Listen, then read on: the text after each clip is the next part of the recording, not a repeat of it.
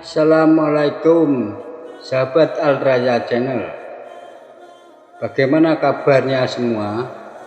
Semoga selalu diberikan kesehatan dan dilancarkan rezekinya. Amin ya robbal alamin.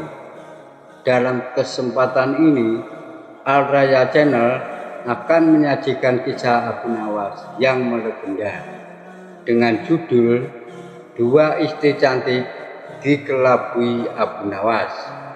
Semoga video ini bisa menghibur sahabat dan menjadikan hikmah untuk kita semua. Jangan lupa subscribe, like, dan share. Selamat menikmati. Diceritakan, Abu Nawas pergi keluar kota untuk menemui sahabat lamanya. Setibanya di sana, Abu Nawas menuju rumah sahabatnya. Ternyata rumah sahabatnya itu sudah tidak berpenghuni.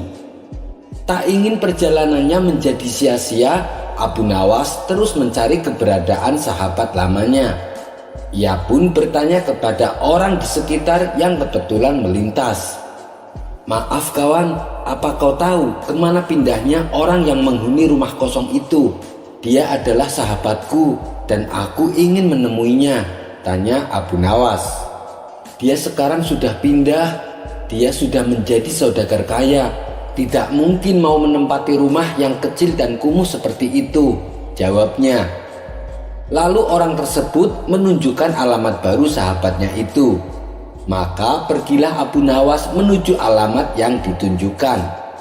Sesampainya di sana, betapa terkejutnya Abu Nawas.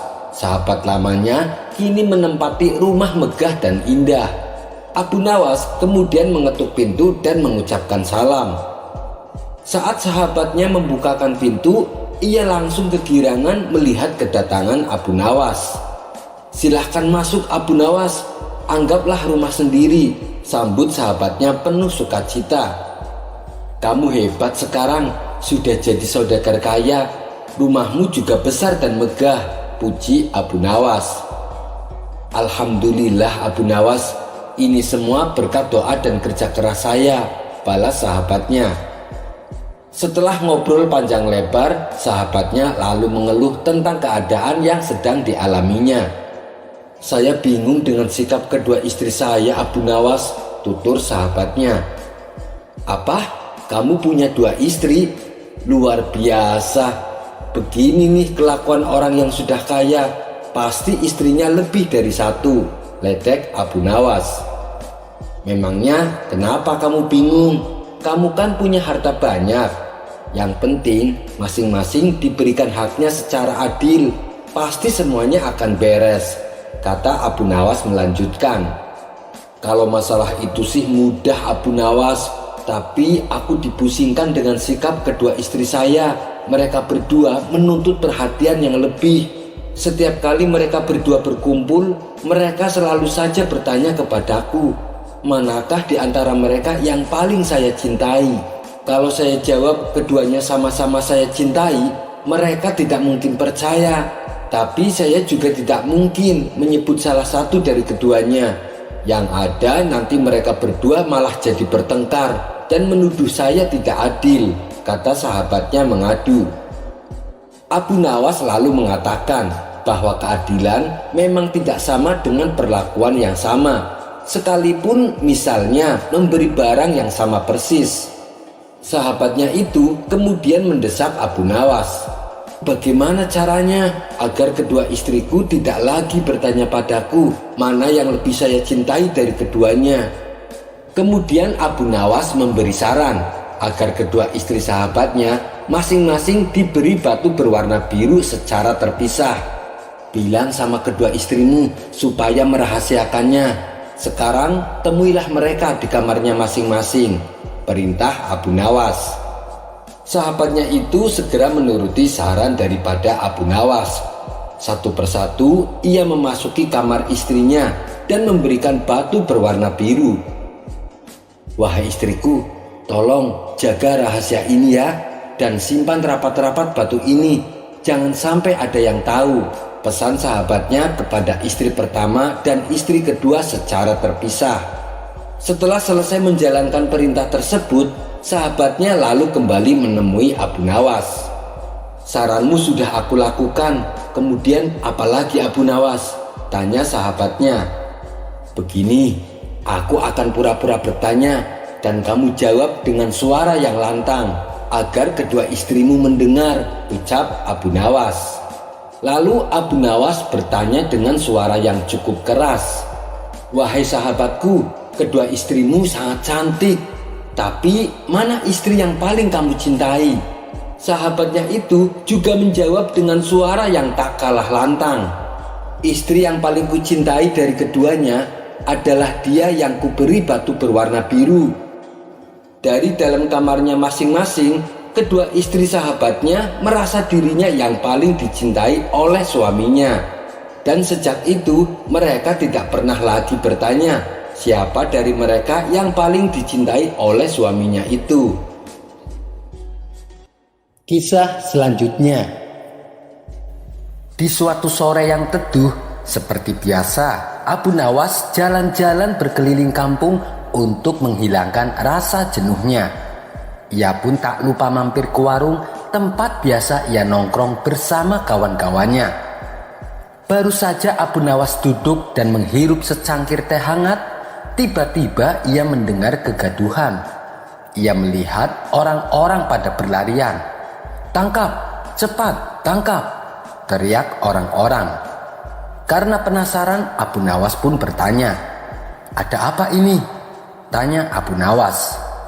Salah satu warga menjawab, "Ada orang gila menculik anak kecil, kami sedang mengejarnya." Abu Nawas menjadi kaget. Ia pun langsung ikut membantu mengejar orang gila tersebut. Orang gila itu berlari menuju ke arah menara di tengah kota sambil menggendong anak kecil. Sementara Abu Nawas dan para warga terus mengejarnya. Merasa dirinya terancam, orang gila tersebut menjadi panik. Ia pun lalu naik ke atas menara. Dan ketika dia melihat para warga terus mengejarnya dengan ikut naik ke atas menara, orang gila itu pun berteriak, "Hei, kalau kalian naik ke atas menara, akan aku jatuhkan anak kecil ini," ancam orang gila tersebut. Para warga pun kebingungan. Mereka khawatir dengan keselamatan si anak kecil. Lalu mereka terpaksa mengurungkan niatnya naik ke atas menara. "Bagaimana ini? Apa yang harus kita lakukan?" tanya salah satu warga. Tidak lama kemudian datanglah Abu Nawas dengan membawa gergaji di tangannya. Ia berjalan mendekati menara dan berteriak, "Hei orang gila, kalau kamu tidak membebaskan anak kecil itu, akan aku gergaji menara ini." Mendengar teriakan Abu Nawas, orang gila tersebut tampak ketakutan. Ia pun lalu membebaskan anak kecil yang diculiknya. Akhirnya anak kecil itu berhasil diselamatkan. Kisah selanjutnya. Suatu ketika Abu Nawas bepergian keluar kota. Ia berjalan melewati tandusnya padang pasir. Di tengah jalan, Abu Nawas menemukan beberapa kerangka manusia yang sedang tergeletak di tanah. Belum hilang rasa kagetnya, tiba-tiba muncul orang tak dikenal menghadangnya. Rupanya dia adalah orang gila yang terkenal kejam. Dengan membawa golok di tangannya, orang gila itu menghampiri Abu Nawas. "Siapa kamu?" tanya orang gila tersebut. "Saya hamba Allah," jawab Abu Nawas. "Saya juga hamba Allah. Yang saya maksud, nama kamu siapa?" bentak orang gila mulai emosi. "Nama saya Abu Nawas," jawab Abu Nawas dengan tenang. "Apakah kamu orang berilmu?" tanya orang gila itu kembali. "Ya, saya orang yang berilmu," jawab Abu Nawas. "Baguslah, kamu lihat kerangka-kerangka di depanmu itu? Mereka adalah orang-orang yang aku bunuh karena mereka tidak bisa menjawab pertanyaanku," ujar orang gila tersebut. "Dan kali ini adalah giliranmu. Kalau kamu tidak bisa menjawab pertanyaanku, maka nasibmu akan sama. Kamu akan mati di tanganku," ujar orang gila itu. "Apa pertanyaanmu?" Tanya Abu Nawas. Begini, ketika awal bulan, bulan berbentuk kecil yang kita sebut bulan sabit. Dan ketika pertengahan bulan, bulan menjadi besar yang kita sebut bulan purnama. Tapi ketika akhir bulan, bulan kembali menjadi kecil yang kita sebut bulan sabit.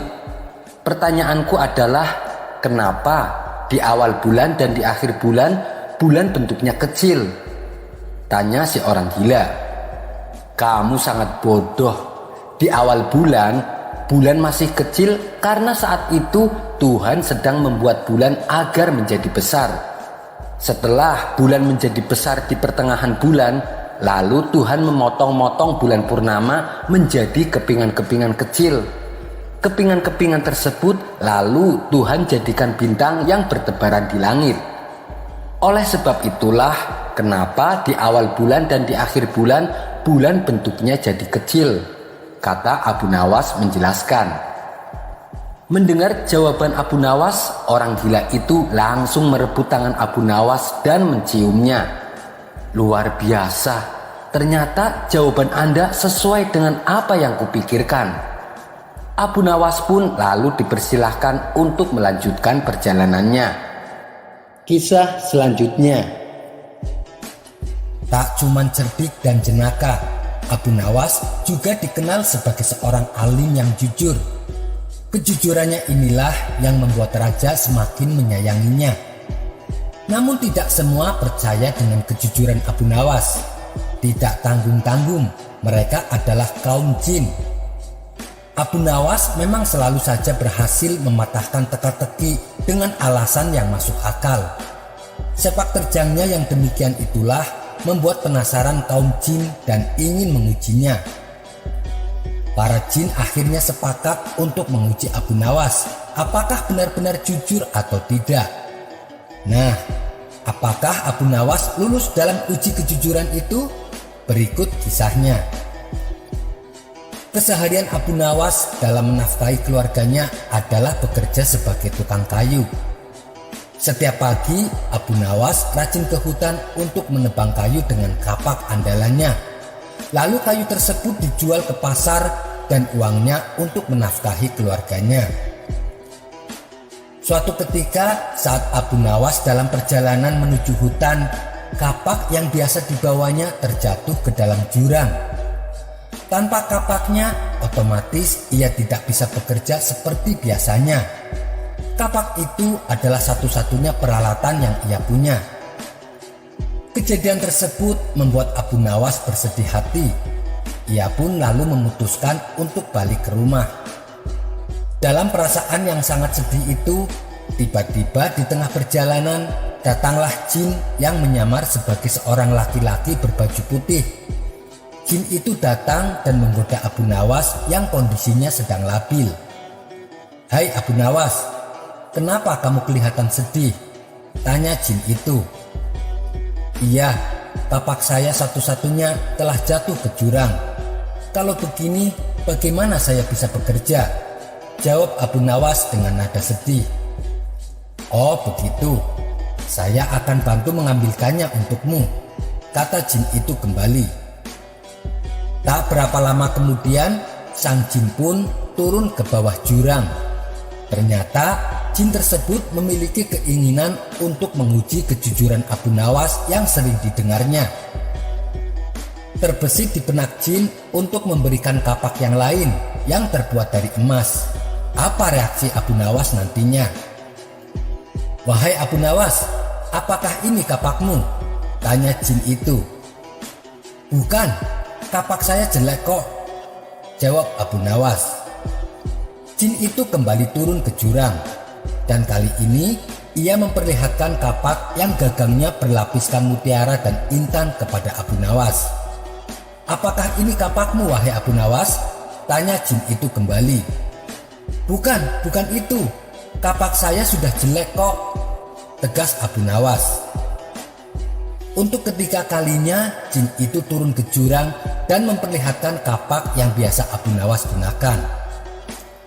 "Iya, itu baru kapak saya," sahut Abu Nawas kegirangan. Jin itu kagum dengan kejujuran Abu Nawas. Ia pun mengakui bahwa Abu Nawas memang benar-benar seorang yang jujur. Lalu jin itu berkata kepada Abu Nawas, "Hai Abu Nawas, seandainya kamu mengaku kalau kapak emas adalah milikmu, tentu saya akan memberikannya padamu meskipun saya tahu kamu berbohong.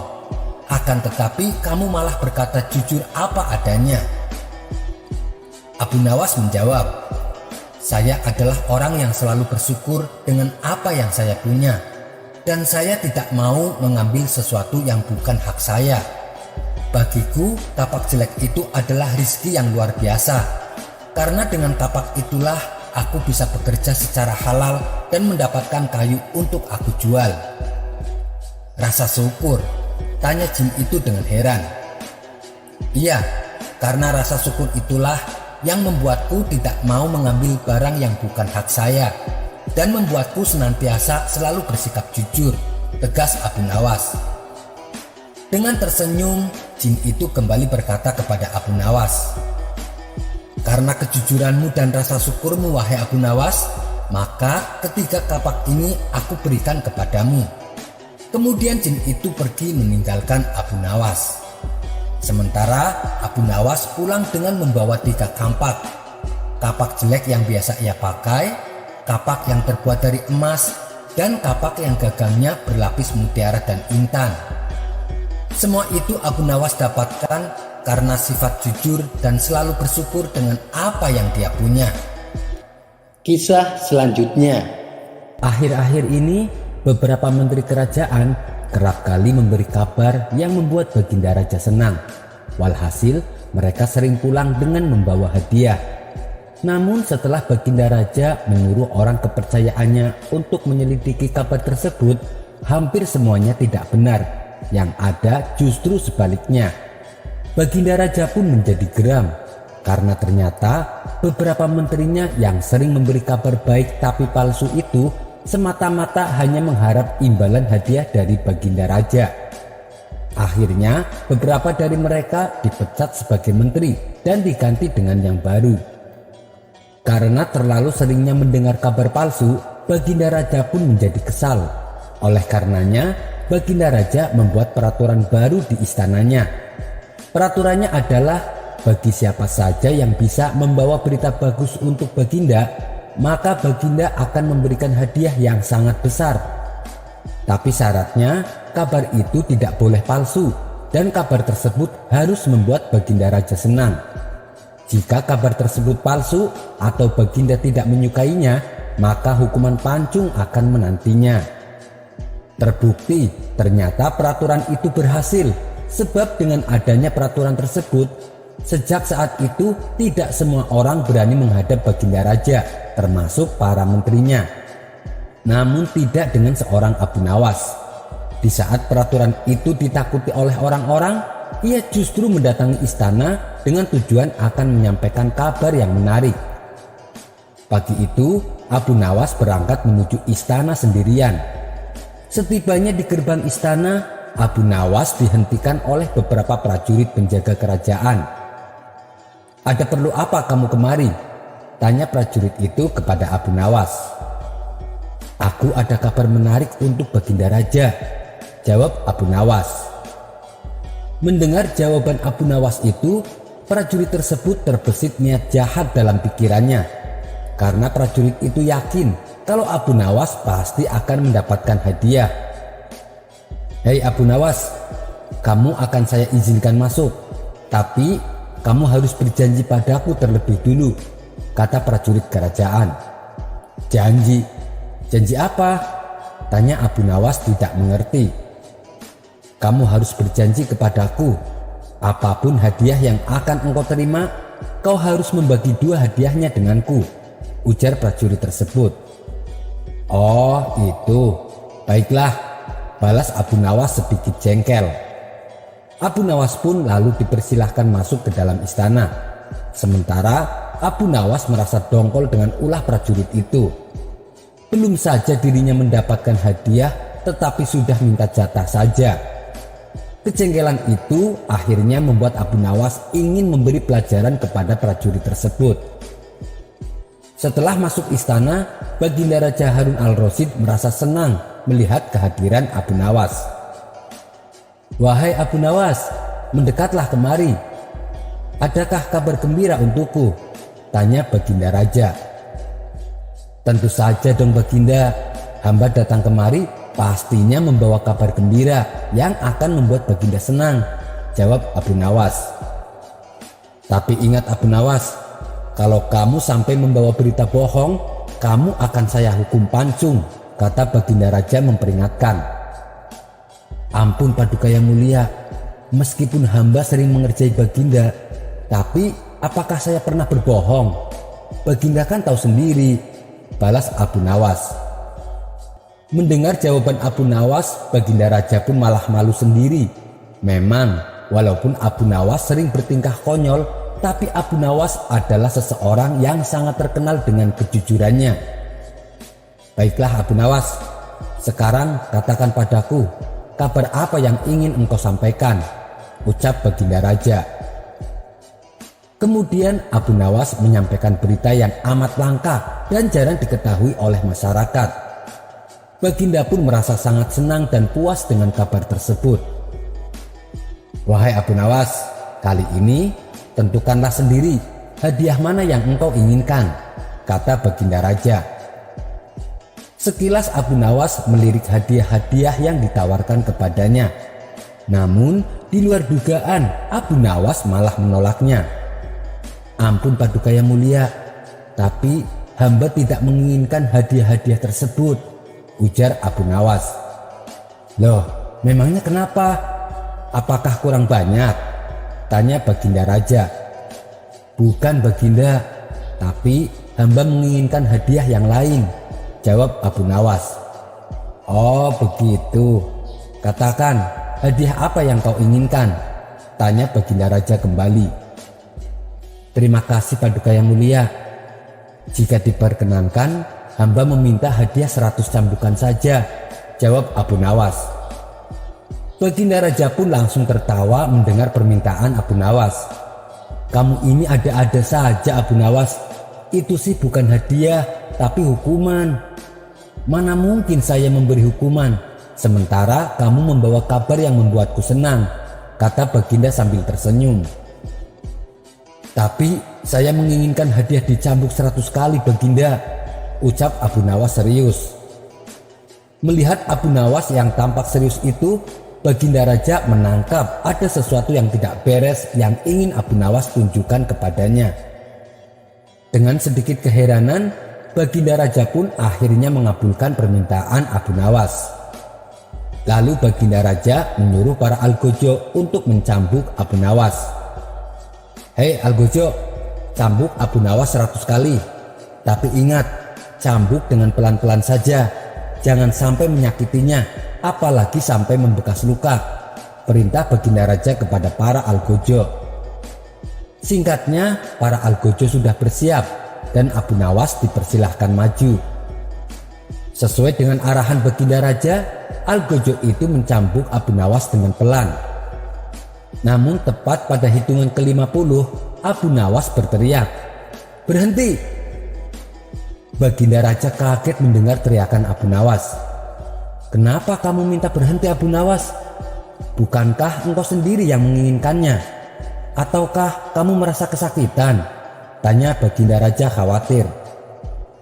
"Ampun Paduka yang mulia, hamba sama sekali tidak merasakan sakit, tapi hamba sudah berjanji kepada prajurit penjaga pintu gerbang di depan," jawab Abu Nawas. "Memangnya engkau menjanjikan apa kepada prajuritku Abu Nawas?" tanya Baginda Raja heran.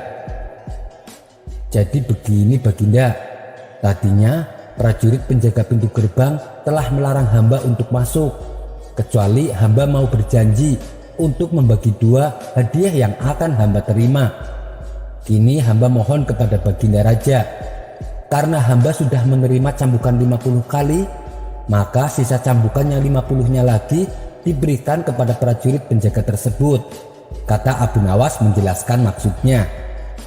Bukan kepalang murkanya Baginda Raja mendengar perkataan Abu Nawas. Tanpa membuang-buang waktu, prajurit itu dipanggil untuk masuk. "Hei prajurit, kamu minta hadiah Abu Nawas dibagi dua kan?" bentak Baginda Raja kepada prajurit itu. "Algojo, cambuk dia 50 kali dengan sekeras-kerasnya," perintah Baginda dengan geram kepada para algojo. "Tapi kenapa hamba dihukum cambuk, Baginda?" tanya prajurit ketakutan. "Karena Abu Nawas minta hadiah dicambuk 100 kali dan sekarang giliran kamu." Akibatnya prajurit yang mencoba memeras Abu Nawas hampir pingsan dicambuk oleh para algojo. Setelah hukuman selesai dilakukan, Abu Nawas kembali berkata kepada Baginda Raja, "Baginda, sebenarnya hamba ada 2 kabar yang ingin hamba sampaikan. Kabar pertama sudah saya sampaikan tadi, dan hadiahnya juga sudah saya bagi 2 dengan prajurit itu.